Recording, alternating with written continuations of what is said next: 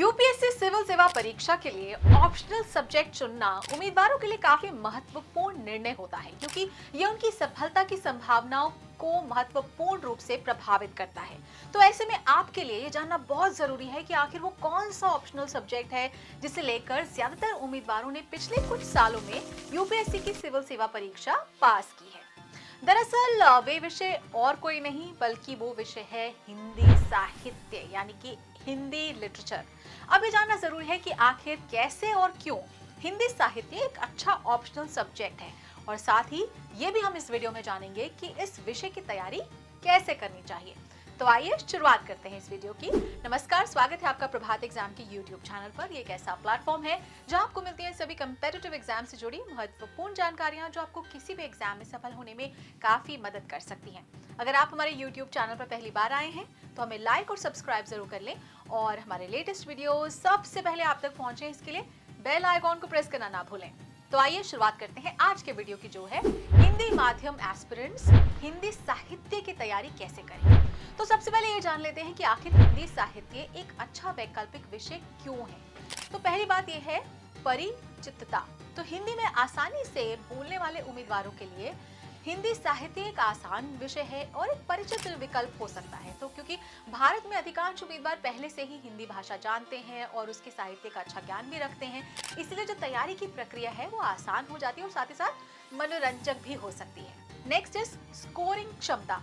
तो यूपीएससी परीक्षा में हिंदी साहित्य को अपेक्षाकृत उच्च स्कोरिंग ऑप्शनल सब्जेक्ट माना जाता है, जिसमें अच्छे अंक मिलने की अधिक संभावना होती है। अब ऐसा इसलिए है क्योंकि यह विषय सिलेबस के संदर्भ में कंपैरेटिवली छोटा है और एक स्पष्ट उसका स्ट्रक्चर है, जिससे उम्मीदवारों को इसे समझना आसान होता है और वो अच्छा स्कोर इसमें कर सकते हैं। नेक्स्ट इज जनरल स्टडीज के सब्जेक्ट के साथ ओवरलैपिंग। तो हिंदी साहित्य का जनरल स्टडीज के पेपर के साथ कुछ ओवरलैपिंग भी है।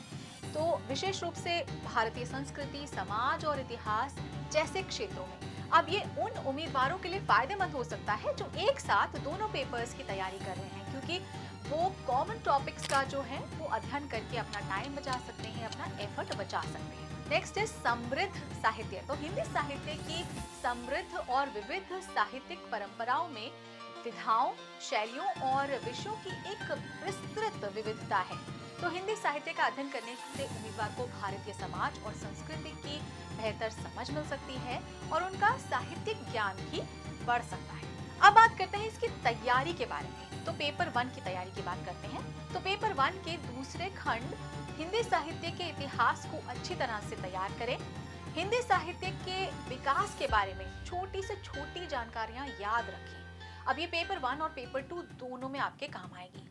राजभाषा, राष्ट्रभाषा, संपर्क भाषा के विषय को अच्छी तरह से समझ लें, क्योंकि ये स्कोरिंग खंड है।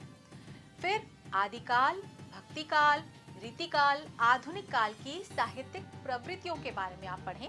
साथ ही साथ नाटक, रंगमंच, कहानियों का उद्भव, प्रमुख उपन्यासकार, प्रमुख आलोचकों से जुड़ी जानकारियां आप याद रखें। अब हम बात करते हैं पेपर 2 की तैयारी के बारे में। तो पेपर 2 में विभिन्न कवि, लेखक और उनकी रचनाएं महत्वपूर्ण है। प्रत्येक खंड के प्रमुख लेखकों और उनके कार्यों के बारे में आप जरूर पढ़ें। पेपर 2 में गद्य और पद्य खंड के सभी लेखकों के जीवन परिचय को अच्छे से समझ लें। उनकी शैली, अलंकार, छंद आदि के बारे में सवाल पूछे जा सकते हैं।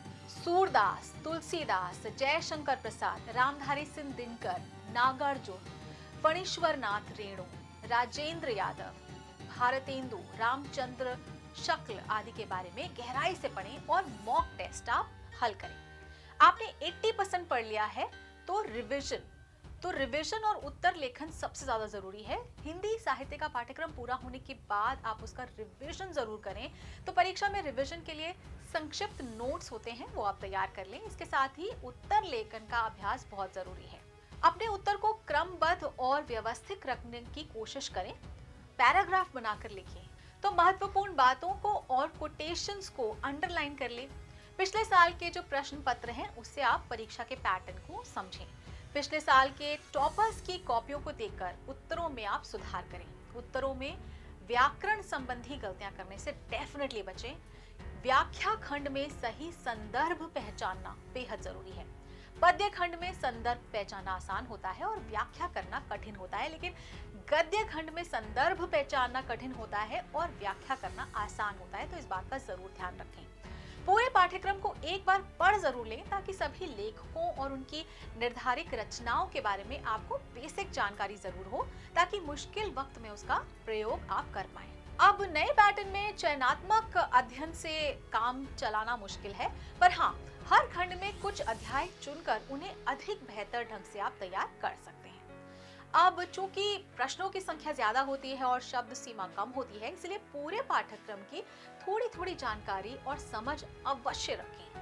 हर टॉपिक को संक्षेप में भी आप तैयार कर लें। तो ये सभी पॉइंट्स हैं, आप इनको अगर फॉलो करेंगे तो आप यूपीएससी में हिंदी साहित्य में भी बहुत अच्छा प्रदर्शन कर सकते हैं, एक्सेल कर सकते हैं। तो दोस्तों, अगर आपको हमारा ये वीडियो पसंद आया हो तो अपने फ्रेंड्स के साथ भी इसे जरूर शेयर कर लें, और अगर आपके पास हमारे लिए कोई सवाल या सजेशन है तो कमेंट बॉक्स में लिखकर हमें जरूर बता दें। तो जल्द ही आपसे फिर मुलाकात होगी नए टॉपिक पर एक नए वीडियो के साथ। देखते रहिए।